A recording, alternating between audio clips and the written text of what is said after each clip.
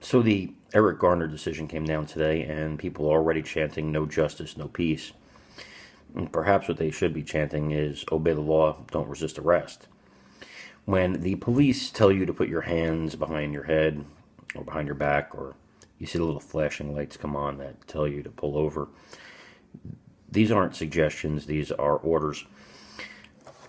When you chant your pretty little slogans, but the fact is justice was done. We have a criminal justice system that employs the grand jury, and we use the grand jury, and the cops in the Mike Brown case and the cops in the Eric Garner case were found to have not committed any wrongdoing.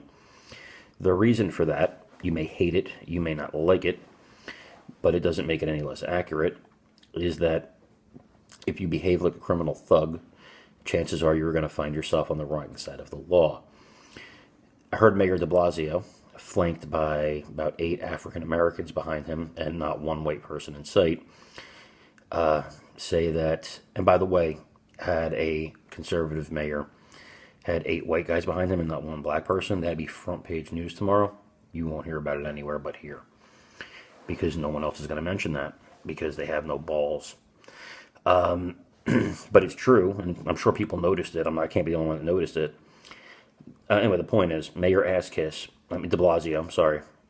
Mayor de Blasio referred to Eric Garner as a good man, and I'm wondering what his qualifications are to say that. Like, what exactly is he using as evidence of Eric Garner being a good man? Is it the 31 arrests or the resisting arrest? What part of that makes him a good man?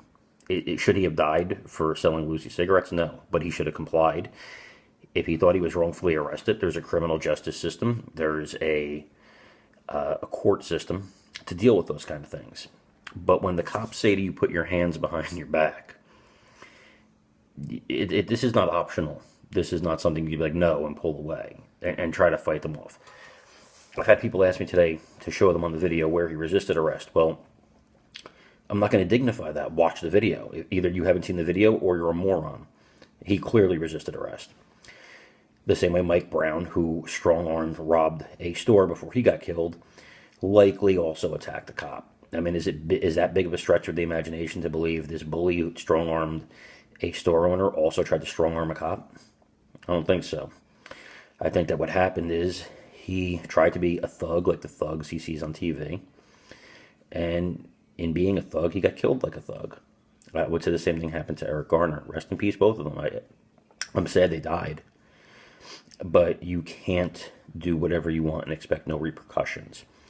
That's the lesson here. The lesson here isn't about racist police or about marches or about shutting anything down. The lesson to take from both of these cases: obey the law, respect the cops, stop resisting arrest. They're very simple lessons. These are I learned these when I was a kid. My mom taught me these when I was a child.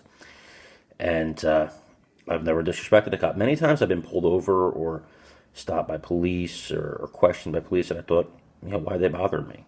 But I was respectful. I answered their questions. I showed my ID. I was a good citizen. And I went along my merry way. Nobody choked me. Nobody tased me, because there was no need. So, are there bad cops in the world? Yes. Are there bad people in the world? Yes. If the civil rights movement has gone from having Rosa Parks and Martin Luther King as their heroes to having Eric Garner and Mike Brown as their heroes, you can't even take the civil rights movement seriously anymore. With that, guys, subscribe to the YouTube. Follow me on Twitter at Carmine Sabia. Check me out on Facebook at facebook.com/CarmineSabiaJR. And thanks for watching. Take care, guys.